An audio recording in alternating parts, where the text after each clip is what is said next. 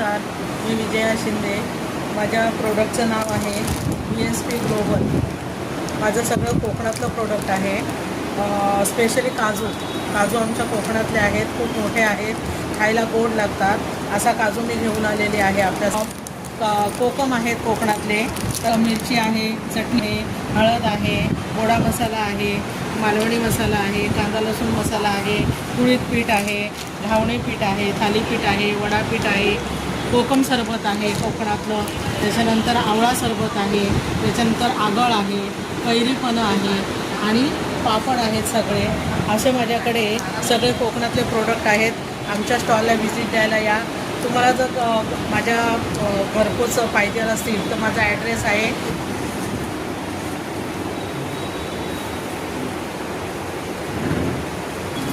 पोहा पापड आहे,